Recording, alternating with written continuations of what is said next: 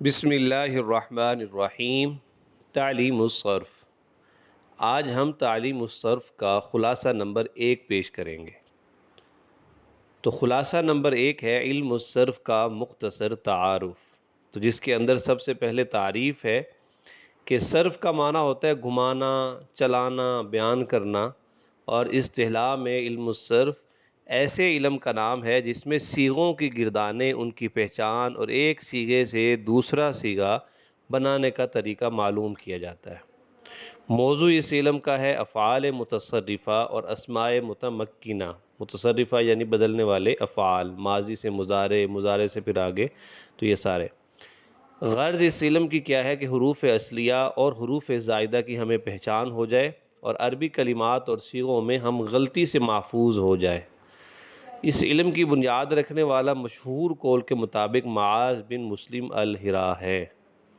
پھر اس کے بعد ہم اسی کے اندر ہی آج کے یعنی سبق کے اندر ہی ہم اس کی چند اہم اصطلاحات پڑھ لیتے ہیں جو علم الصرف کے اندر یا تعلیم الصرف کے اندر بہت زیادہ استعمال ہوتی ہیں، جن کے بغیر تعلیم الصرف کو سمجھنا تقریباً ناممکن ہے۔ سب سے پہلے حرکت۔ حرکت کہتے ہیں زبر زیر پیش کو، جس حرف پہ آ جائے اس کو متحرک کہتے ہیں۔ پھر اس کے بعد ہے فتح اور مفتوح۔ فتح زبر کو کہتے ہیں، جس حرف پر زبر آ جائے اس کو مفتوح کہا جاتا ہے۔ کسرہ زیر کو کہتے ہیں، مکسور جس حرف پر آ جائے اس کو مکسور کہا جاتا ہے، یعنی جس حرف پر زیر آ جائے۔ ضمہ پیش کو کہتے ہیں، جس حرف پر ضمہ ہو یعنی پیش ہو اس کو مضموم کہتے ہیں۔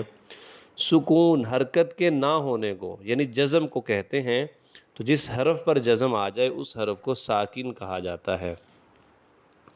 تنوین اور منون۔ تنوین دو زبر دو زیر دو پیش کو کہتے ہیں، تو جس حرف پر تنوین آ جائے اس کو منون کہتے ہیں۔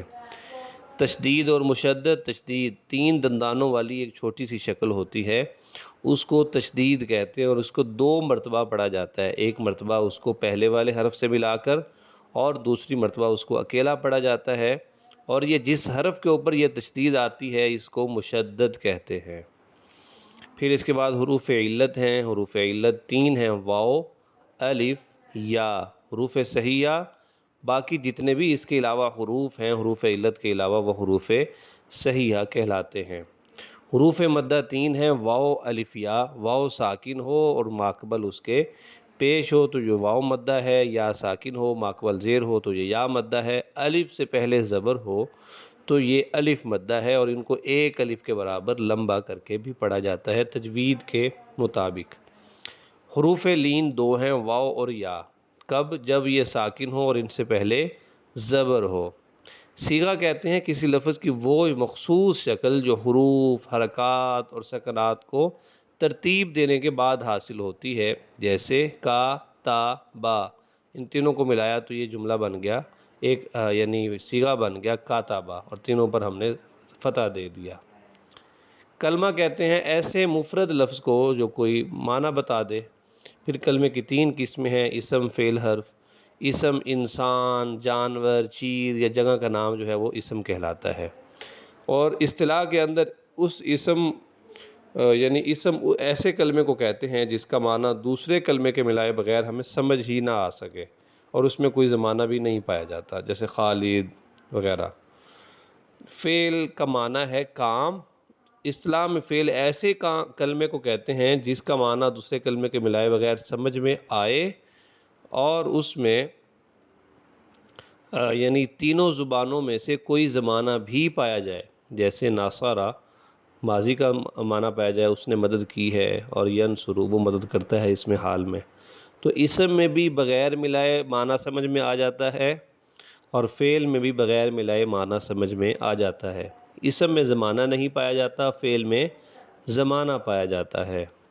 حرف کے جس میں یعنی ملائے بغیر دوسرے کلمے کے بغیر بات سمجھ ہی نہ آئے اس کو حرف کہتے ہیں، جیسے این، لم وغیرہ۔ زمانہ وقت کو کہتے ہیں، اور اس کی 3 قسمیں ہیں، ماضی، حال، مستقبل۔ ماضی گزشتہ، حال موجودہ، اور مستقبل آنے والے زمانے کو کہتے ہیں۔ پھر فعل معلوم ایک اس کی اصطلاح ہے، یعنی وہ فعل جس کا فاعل معلوم ہو، جیسے ناصر زید زید نے مدد کی۔ فعل مجہول وہ فعل ہے جس کا فاعل مجہول ہو، جیسے نصر خالد خالد مارا گیا یا خالد کی مدد کی گئی۔ فعل مثبت وہ فعل ہے جس میں کسی کام کا ہونا یا کرنا سمجھا جائے، منفی جس میں نہ سمجھا جائے یا نہ کرنا پایا جائے۔ فعل لازم جس میں فاعل کے ذکر سے ہی بات پوری ہو جائے، مفعول کی ضرورت نہ ہو۔ فعل متعدی جس میں مفعول کی بھی ضرورت پڑے۔ فعل متصرف وہ فعل ہے جس سے ماضی مضارع امر وغیرہ کی گردانیں استعمال ہوں۔ غیر متصرف جس میں ماضی یا امر استعمال ہو صرف۔ واحد ایک کو، تثنیہ دو کو، جمع دو سے زائد کو کہتے ہیں۔ مذکر مؤنث، مذکر نر کو اور مؤنث مادہ کو کہتے ہیں۔ حاضر جس سے بات ہو رہی ہو، متکلم بات کرنے والے کو، اور غائب جو اس وقت موجود نہ ہو اس کو کہا جاتا ہے۔ مصدر وہ اسم ہے جس سے اسماء اور افعال بنائے جاتے ہیں، جیسے النصر۔ مشتق وہ اسم اور فعل ہے جو مصدر سے بنایا گیا ہے۔ جامد وہ اسم اور فعل ہے جو کسی سے بھی نہیں بنایا گیا۔ مصدر میمی پھر یعنی ہے وہ مصدر جس کے شروع میں میم زائد ہو۔ تصغیر اسم کے دوسرے حرف کے بعد یا ساکن بڑھانے اور مخصوص تبدیلی کرنے کو تصغیر کہا جاتا ہے، اور جس میں تبدیلی کی جاتی ہے اس کو مصغر کہا جاتا ہے۔ اور یہ کیوں کیا جاتا ہے؟ اس لیے کہ کمی، زیادتی یا حقارت اور شفقت کا معنی بتانے کے لیے۔ پھر اس کے تین اوزان ہیں، فعیلٌ جیسے قمیرٌ، فعیعل جیسے دریہم، ایسے ہی فعیعیل جیسے مصیبیح۔ پھر اس کے بعد اسم منصوب ہے وہ اسم جس سے کسی چیز کی طرف نسبت کی جائے، جیسے مکی، مکہ کا رہنے والا وغیرہ۔ اعلال حروف علت میں جو تبدیلی ہوتی ہے اس کو اعلال یا پھر تعلیل کہتے ہیں۔ ابدال ایک حرف کو دوسرے حرف سے بدلنے کو ابدال کہتے ہیں۔ جی اس کے بعد ہے تخفیف، حمزہ میں جو تبدیلی ہوتی ہے اس کو تخفیف کہتے ہیں۔ ادغام ایک جیسے دو حرفوں کو ملا کر تشدید کے ساتھ پڑھنے کو ادغام کہتے ہیں۔ حذف کلمے سے کسی کلمے کو حذف کر دینا، گرا دینا، اسے حذف کہتے ہیں۔ جی اس کے بعد اسکان حرف سے حرکت گرا کر ساکن کرنے کو اسکان کہتے ہیں۔ پھر قلب مکانی یعنی مکان چینج کر دینا، کلمے کے حروف اصلیہ میں بعض کو بعض پر مقدم مؤخر کر دینا، اس کو قلب مکانی کہتے ہیں، یعنی جگہ تبدیل کر دینا۔ ثلاثی وہ کلمہ ہے جس میں 3 حروف اصلیہ ہوں۔ رباعی وہ کلمہ ہے جس میں 4 حروف اصلیہ ہوں۔ خماسی وہ کلمہ ہے جس میں 5 حروف اصلیہ ہوں۔ پھر اس کے بعد صرف کبیر ہے کسی مشتق اسم یا فعل کی وہ گردان جس میں تمام صیغوں کو ذکر کیا جائے، اس میں تمام صیغے ذکر کیا جاتے ہیں۔ صرف صغیر کسی باب کی وہ گردان میں جس میں اس باب سے استعمال ہونے والے اکثر صرف کبیروں کا پہلا صیغہ مذکور ہو۔ تو صرف کبیر میں پوری گردان یعنی کی جاتی ہے، اور صرف صغیر کے اندر صرف ہر گردان کی پہلے یعنی ایک دو صیغے اس میں شامل کیے جاتے ہیں۔ امید ہے آج کا یہ سبق کا خلاصہ سمجھ میں آیا ہوگا۔ جزاکم اللہ خیرہ۔